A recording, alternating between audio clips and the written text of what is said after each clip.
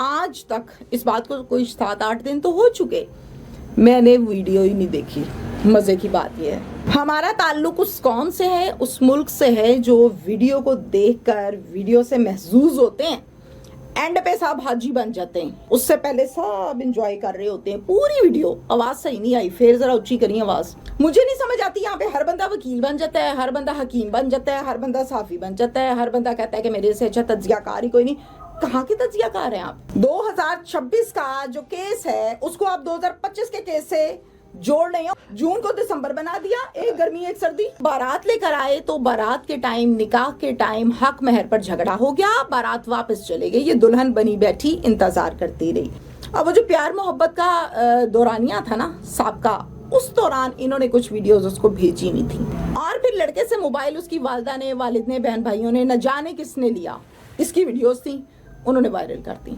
आसिफ साहब, जो वीडियो चोरी छुपे बनती है ना, उसका एंगल और होता है, हाथ वाला शिवरिंग करता है। अब हमें ना ये सबक पढ़ाएं कि हमने क्या पूछना है और क्या नहीं पूछना। मर्द अकेला कुछ नहीं कर सकता जब तक आप उसको पुश नहीं करते। गेम तब चलती है जब खिलाड़ी खड़ा होता है। बिस्मिल्लाहिर्रहमानिर्रहीम। पाकिस्तान और दुनिया भर में देखने वालों को अस्सलाम वालेकुम। मेरा नाम मोहम्मद आसिफ। नाज़रीन, ये हैं तहमीना शेख साहबा जो क्राइम के दबंग प्रोग्राम करती हैं और आप इनको प्रोग्राम्स में देखते हैं। इनसे जानेंगे कि अभी रिसेंटली कहा यह जा रहा है कि इन्होंने एक उस खातून का, उमेरी वाली का इंटरव्यू किया और बहुत सारी बातें सामने आई। लोगों का ये कहना है कि ये वहाँ तक पहुँच गई, इन्होंने इंटरव्यू किया, सवालात किए, लोगों के एतराज़ात भी हैं, लोग खुश भी हैं कि चलो इन्होंने उनसे कोई मालूमात ली। इनसे जानेंगे कि मामला क्या था। तहमीना शेख साहबा, आपके टाइम का बहुत शुक्रिया। आपने वो जो गंदी वीडियो अमेरी और खतून वाली है, आपने उसका इंटरव्यू किया? सबसे पहले तो बात यह है कि वो वीडियो जो काबिल एतराज़ है वो है ही काबिल एतराज़।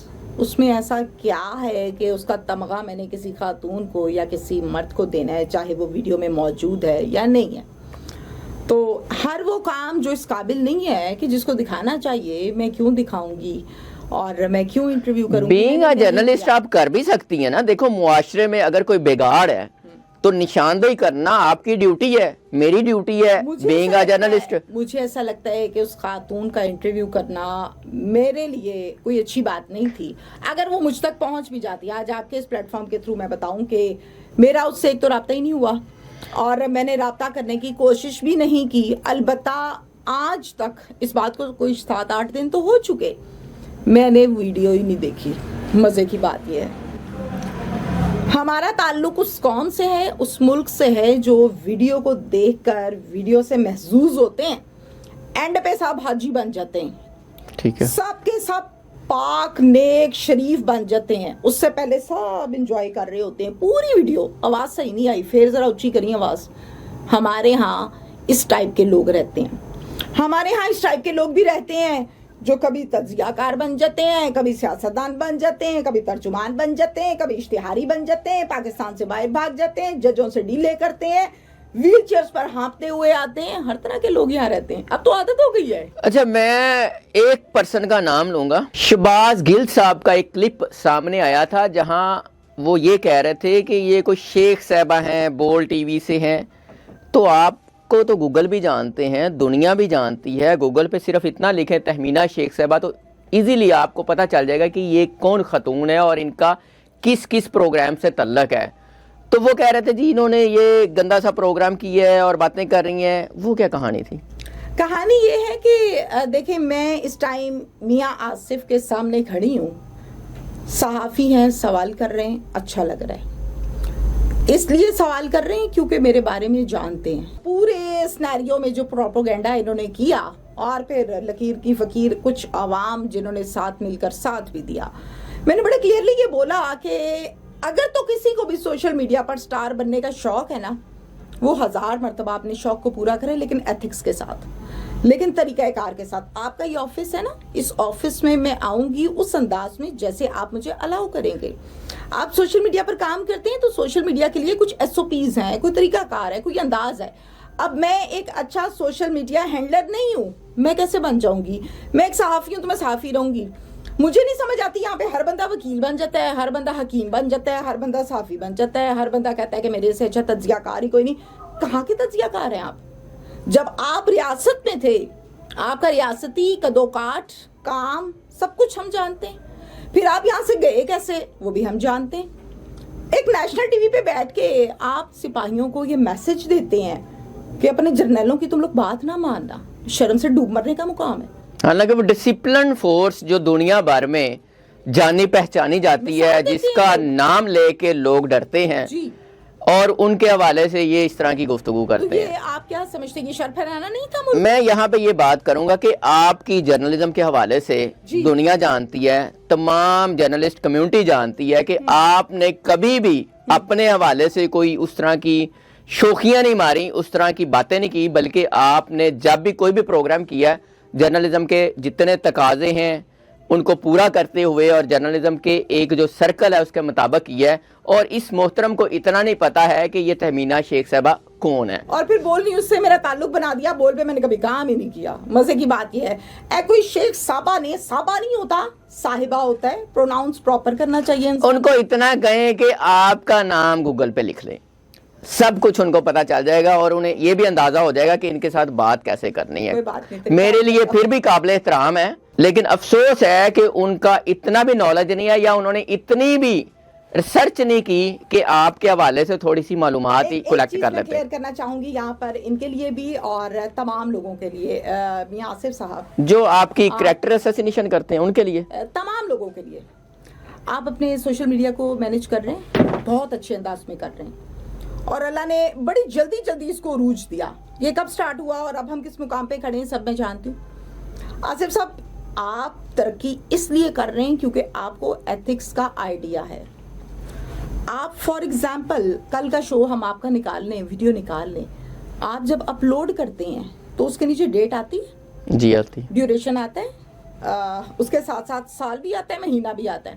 ان کو یہ بھی نہیں پتا کہ یہ بھی آتا ہے.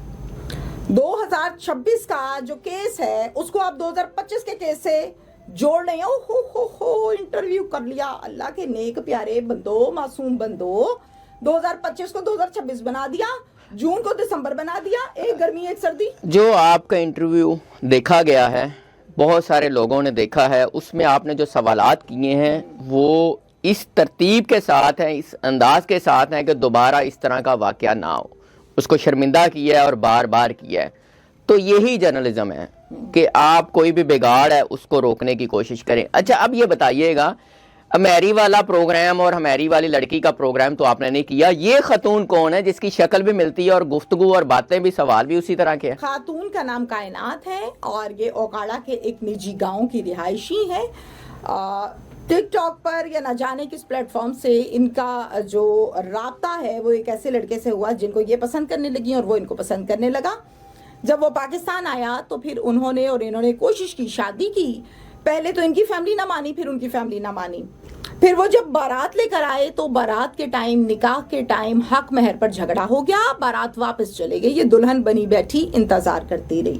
پھر اس کے بعد اس نے جا کے کورٹ میرج کر لی, اور نہ اس نے اپنے گھر بتایا نہ اس نے بتایا.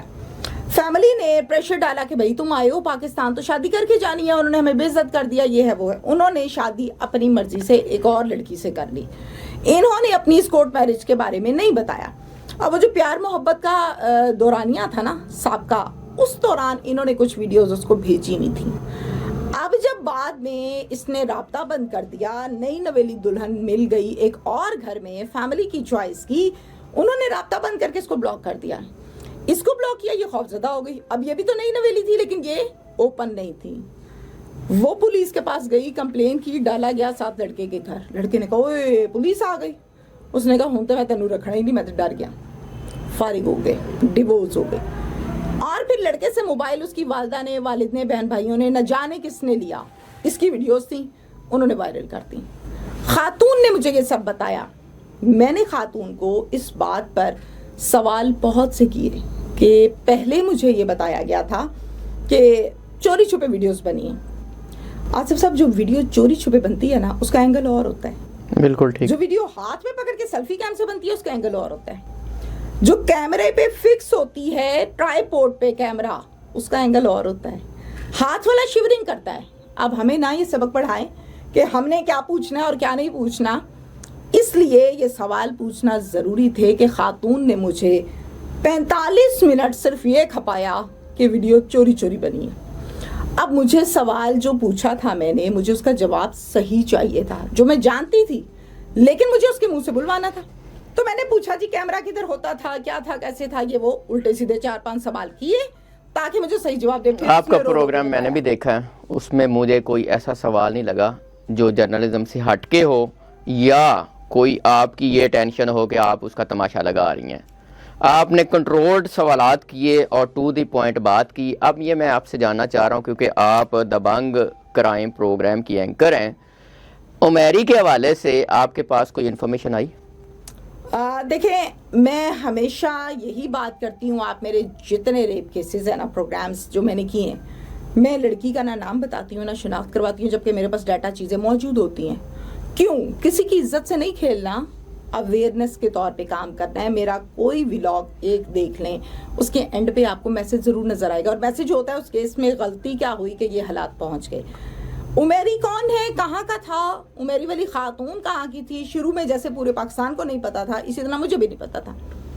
بعد میں کچھ اچھے پیارے نیک بندوں نے بتایا کہ ٹریسنگ ہو رہی ہے, اور ٹریس کر لیا, اور اب لا رہے ہیں تھانے رات کے 1:30 بجے. اب وہ کون لوگ تھے مجھے ضرورت نہیں ہے بتانے کی. میں نے کہا ایسے ہی کوئی بلف مار رہے ہیں, حقیقت نہیں ہے. 1.5 گھنٹے کے بعد FIR آ گئی. میں نے کہا نہیں بات سچی ہے, اور پھر صبح بریکنگ نیوز ہو گئی.